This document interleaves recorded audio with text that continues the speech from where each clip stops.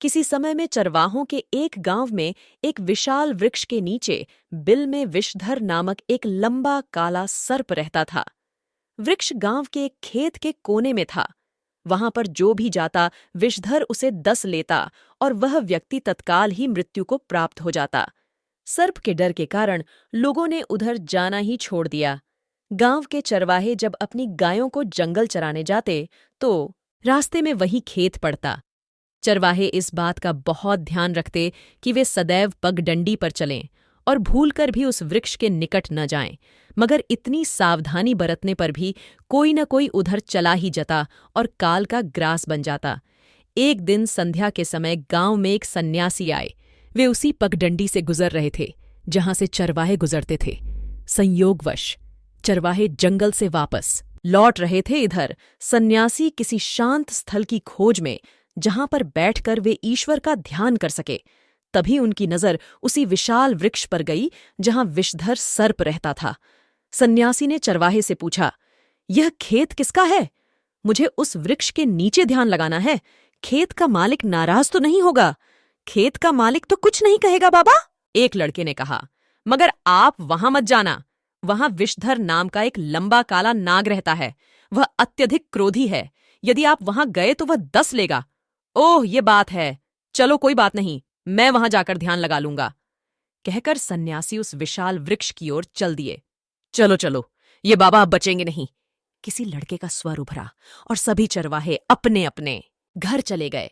इधर सन्यासी सर्प के बिल के पास पहुंचे ही थे कि विषधर नामक वह लंबा काला सर्प फुर्ती से बाहर आया और फन उठाकर फुकारने लगा। सन्यासी ने तेजी से कोई मंत्र पढ़ा और अगले ही पल विषधर का सिर झुकता चला गया। वह निढाल होकर जमीन पर लेट गया। सन्यासी ने कहा, देखो, मैं ईश्वर का ध्यान करूंगा, तुम विघ्न मत डालना समझे। कहकर सन्यासी वहीं वृक्ष के पास ध्यान में लीन हो गए और सर्प वहीं पड़ा रहा। धीरे धीरे मंत्रोच्चारण करते हुए सन्यासी की आंखें बंद हो गईं। उनका संबंध दुनिया से टूट गया और सीधे ईश्वर से जाकर जुड़ गया। और कई घंटे बाद जब सन्यासी की आंखें खुलीं तो उन्होंने देखा कि विषधर उसी तरह निढाल सा जमीन पर पड़ा है।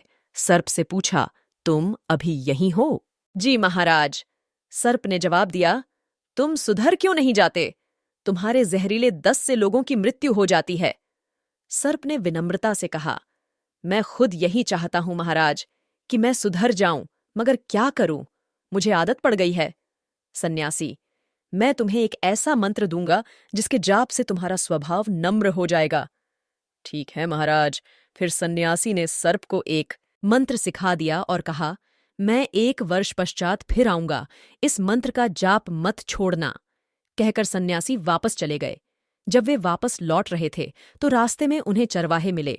उन्होंने सन्यासी को जीवित देखकर पूछा, महाराज, उस नाग ने आपको कुछ नहीं कहा? चरवाहे आश्चर्यचकित सन्यासी को देखते जा रहे थे। नहीं, उसने मुझे कुछ नहीं कहा, और हाँ, अब वह एक अच्छा सर्प बन गया है। अब वह किसी को कुछ नहीं कहेगा। कहकर सन्यासी आगे बढ़ गया, मगर चरवाहे यह सुनकर सोचते रह गए।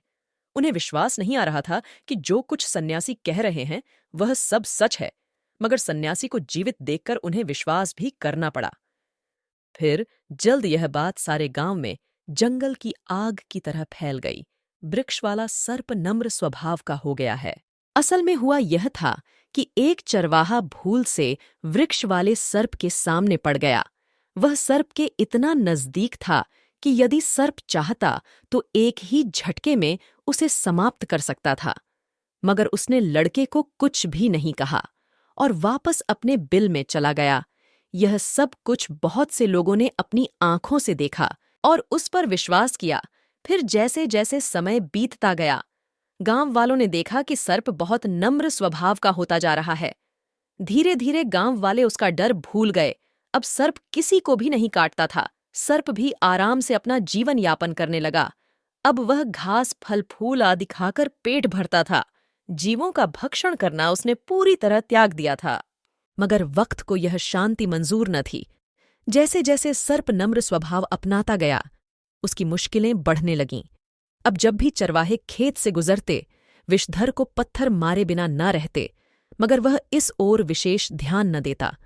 कभी कोई पत्थर उड़ता हुआ उसकी पीठ या शरीर के किसी हिस्से से आकर टकराता और वहां से खून बहने लगता, मगर सन्यासी द्वारा दिए गए मंत्र के प्रभाव से उसका हृदय इतना कोमल और सहनशील हो गया था कि वह किसी को कुछ न कहता और न कभी क्रोधित होता। मगर यह मनुष्य जाति भी ईश्वर ने अजीब चीज बनाई है। ये जिस वस्तु से डरती है उसका नाम तक लेना पसंद नहीं करती, और जिस वस्तु को डराती है उसके प्राण लिए बिना छोड़ती नहीं। इस जाति के सामने यदि कोई शक्तिशाली, ताकतवर और दबंग है तो यह उसके सामने घुटने तक टिका देती है, लेकिन यदि इसके सामने कोई अच्छा और नर्म स्वभाव बनना चाहे तो यह उस पर जुल्म करती है और उसे वापस उसी स्वभाव को अपनाने पर उतारू करती है जिसे वह छोड़ना चाहता है।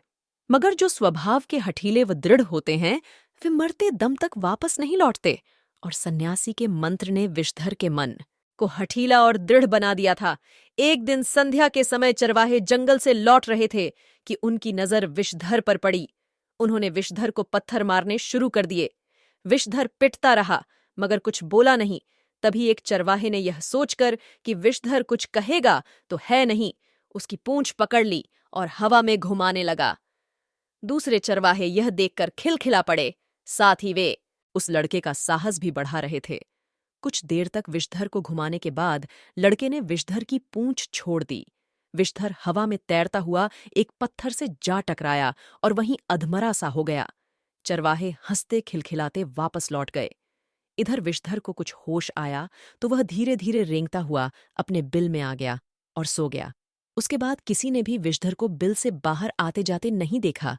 1 वर्ष पश्चात वही सन्यासी वहां आया। वे विषधर के बिल के पास पहुंचा और विषधर को आवाज लगाई, विषधर देखो, मैं आया हूं, मगर यह क्या? सन्यासी के कई बार आवाज लगाने पर भी सर्प बाहर न आया।